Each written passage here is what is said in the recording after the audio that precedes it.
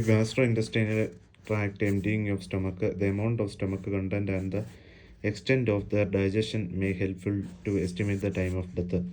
If the hour at which the deceased took his last meal is known, the gastric emptying of either liquid or solid is subject to relatively wide differences in the same and different individual, even if the same meal is ingested. Quantity and digestive state of the gastric content is modified by the following factors: the total quantity of food taken at a meal, additional snacks taken between a meal, the ratio of solid to liquid in the meal, the carbohydrate fat taken content, marked variation between individuals, variation in the same individual from day to day, dramatic variation due to psychogenic and endocrine factors.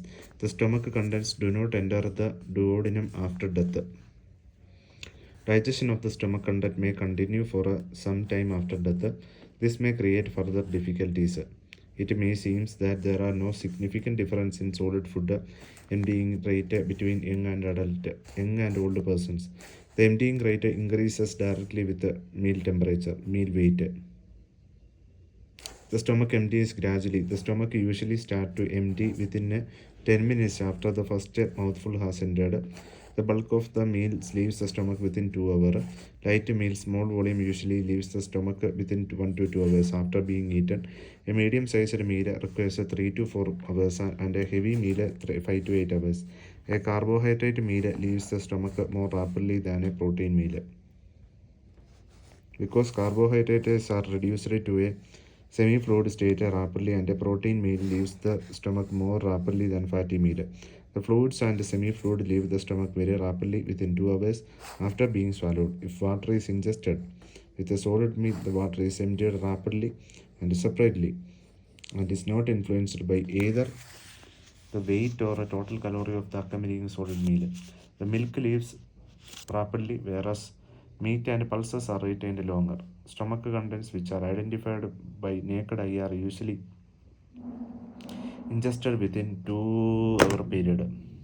Variability of gastric emptying. A head injury, physical or mental shock, or stress may completely inhibit the secretion of the gastric juice. The motility of the stomach and opening of the pylorus and undigested food may be seen after more than 24 hours. Any illness or emotional stress may prolong the emptying time for many hours. Digestion is delayed during sleep and during coma. Strong alcohol irritate the mucosa and tend to delay emptying. Hypermotility caused by emotional disturbance can result in rapid passage of food through the intestine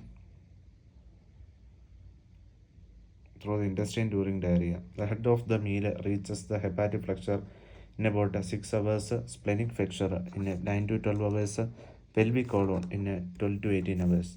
The rate of digestion and the transportation rate of food from the stomach into the duodenum depends upon several factors such as anatomical, physiological, pathological, psychological, agonal kind of food, etc., which contribute to great intra and inter individual variability of gastric empty.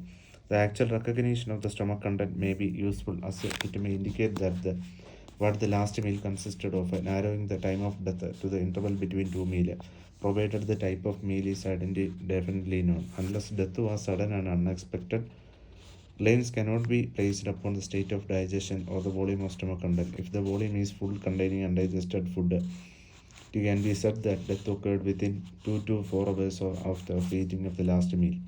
An estimation of the postmortem interval is only an opinion based upon probability and subject to limitation, which is too uncertain to have much validity. The presence of food in the stomach, small intestine, or of fecal matter in large intestine is not much value in determining the time of death. The presence of the urine in the bladder and feces in the large intestine may indicate that death have occurred late in the night. Cerebrospinal fluid. Cistern fluid is examined. The postmortem changes of CSF electrolytes are basically mainly on the hypoxic damage of the choroid plexus. Cisternal fluid is examined. Postmortem changes of CSF electrolytes are based mainly on the hypoxic damage of the choroid plexus. The amount of potassium increases at a constant rate in relation to the temperature of the body during the first 20 hours. The concentration of sodium, calcium, and magnesium have no obvious relation to time since death. Blood, there is a progressive increase of lactic acid. The values increases by 50 to 75 fold in a 12 to 24 hours. The steepest increase occurring in first 6 to 8 hours. Amino acid nitrogen in less than 14 mg deciliter up to 10 hours, but rises to 30 milligram deciliter by 48 hours. Acid phosphatase levels increase 20 times by 48 hours. Amylase level increases 3 to 4 times on a second day. Glutamate oxidate transaminase ST4, AST4, lactate dehydrogenase increases linearly over the first 60 hours. Sodium level falls by 0.9 milliequivalents per liter per hour. Organic phosphorus level in serum reaches 20 milliequivalents per liter at 18 hours after death. Pericardial fluid 10 to 15 ml can be obtained as opposite to 1 to 2 ml of vitreous humor and 5 ml of CSF. Constitution are not helpful in evaluating time since death. Synovial fluid, there is a linear rise of potassium which increases more than double within the first 2 days. Vitreous humor, the potassium concentration at the time of death is 5 to 8 millimole per liter. The rise of potassium concentration per hour is 0.17 to 0.238 mmol per hour. The reason for varying range may be due to electrolyte imbalance at the time of death. The varying between the two eyes may be up to 10%. The relationship between potassium concentration and time after death is not completely linear, as it depends upon the degree and rapidity of the decomposition. The slope is 0.2 mmol per liter per hour. Madeye and Henseke proposed the following formula: 5.26 into potassium concentration minus 30.9. 5.26 into potassium concentration minus 30.9.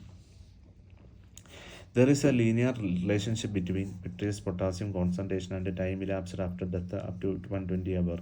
The 95% of the limit of confidence are plus or minus 20 hours up to 100 hours. The rise is mainly due to diffusion from the retina into the center of the globe. Temperature, chillness, urea retention affect the range. There is a linear rise of hypoxanthine up to 120 hours. The rise begins immediately after death. There is a correlation between vitreous hypoxanthine and vitreous potassium level. There is a correlation between vitreous hypoxanthine and vitreous potassium level. The 95% confidence limits are plus or minus 38 hours. Chloride decreases at a less than 1 mmol per liter. Sodium by 0.9 mmol per liter. Urea exceeding 150 mmol per liter indicates uremia. The vitreous glucose usually falls after death and can reach zero within a few hours. A vitreous glucose of more than 11.1 indicates diabetes and less than 1.4 mmol per of hypoglycemia. Muscle enzymes, myofibrillar protease activity increases linearly.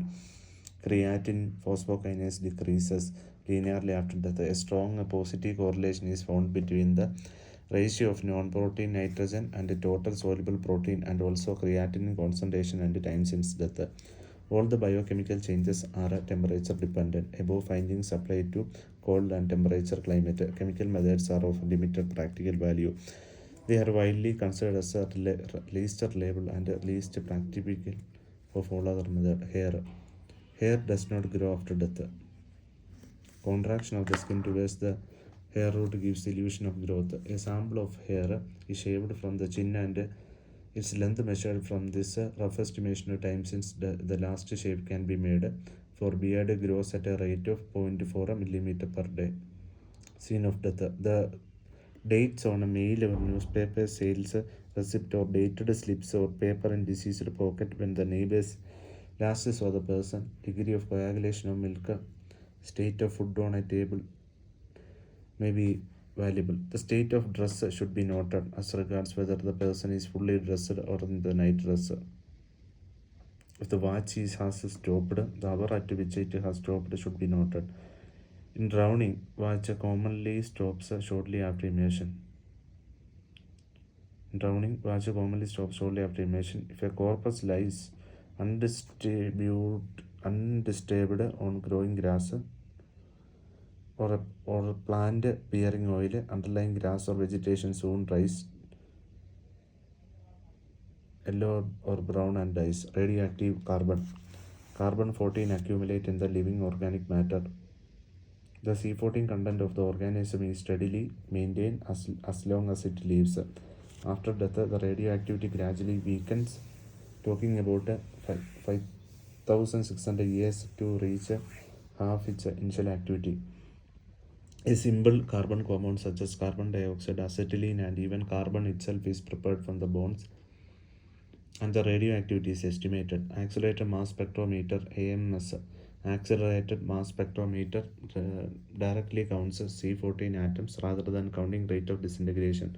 For medical legal purpose, radiocarbon dating is not useful as the technique cannot date bonds less than a century old. Thank you.